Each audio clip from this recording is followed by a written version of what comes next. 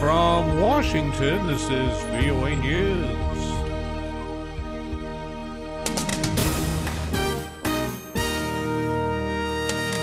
I'm Ray Kouguell reporting. U.S. launches new airstrikes in Iraq. The U.S.-led coalition is starting to launch airstrikes on Islamic State targets in the strategically important Iraqi city of Tikrit. Iraq asked the U.S. for the air support as it struggles to retake the city from the militants. Coalition Commanding General James Terry says the strikes are intended to destroy IS strongholds with precision, saving innocent Iraqi lives while minimizing collateral damage to infrastructure. Yemeni officials say forces loyal to Shiite Houthi rebels have captured the international airport in the city of Aden hours after Yemen's president fled his residence in that city. Earlier Wednesday, Yemeni warplanes from bases controlled by Houthi rebels and their allies targeted the presidential complex in Aden. Officials say President Abdul-Rab Mansour al-Hadi is safe at an undisclosed location. Officials in Nigeria say Boko Haram militants have kidnapped hundreds of police, including many children, from a town on the border with Niger. The militants abducted residents of Damasak in Borno State as they withdrew from the town earlier this month. News of the kidnappings come as Nigerians prepare to go to the polls Saturday for presidential and parliamentary elections.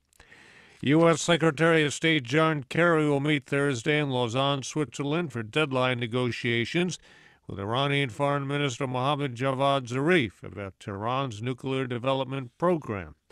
The two diplomats and envoys from China, Russia, France, Germany, and Britain face a self-imposed March 31st deadline to reach a preliminary agreement that could restrain development of Iranian nuclear weapons for years and ease Western economic sanctions against Tehran. This is VOA News.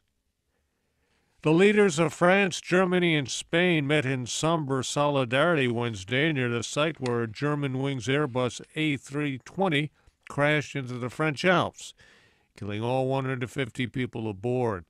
French President François Hollande, German Chancellor Angela Merkel, and Spain's Prime Minister Mariano Rajoy talked with rescue workers not far from where the aircraft crashed Tuesday, about an hour after it left Barcelona, Spain, on a flight to the German city of Dusseldorf.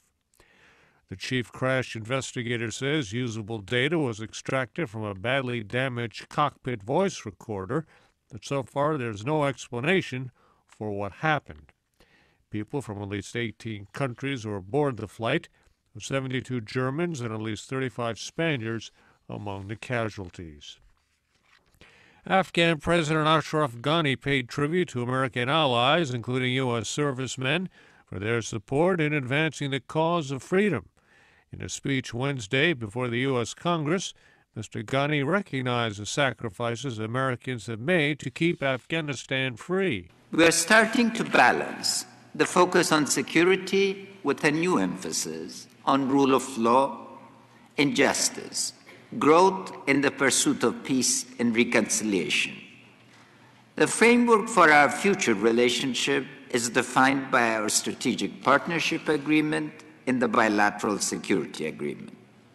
On your side, you've reaffirmed your commitment to support Afghanistan. On our side, we will focus on self-reliance. Mr. Ghani's visit to the U.S. and his speech to Congress, an honor not accorded to every foreign leader visiting Washington, is part of an effort to repair relations between the two countries strained by almost 14 years of war. The United States envoy to South Sudan is urging the warring factions to resume peace talks. It comes a day after the UN warned of imposing sanctions against anyone who threatens the peace, security, or stability of South Sudan. Israeli President Reuven Rivlin formally asked Prime Minister Benjamin Netanyahu Wednesday to form a new government after its conservative Likud party won the most votes in last week's parliamentary election. VOA Scott Bob has more. The choice of Benjamin Netanyahu to serve an unprecedented fourth term as prime minister would indicate that a majority of voters in Israel prefer continuity in government policies over any far-reaching change. Analysts, however, say this may not be possible, as the next government faces major challenges both on the domestic front and in the international arena.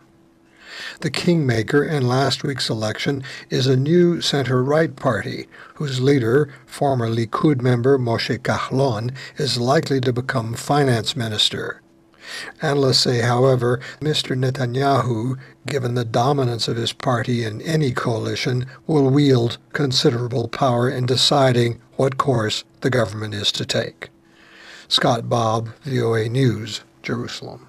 I'm Ray Kouguell in Washington. That's the latest world news from VOA.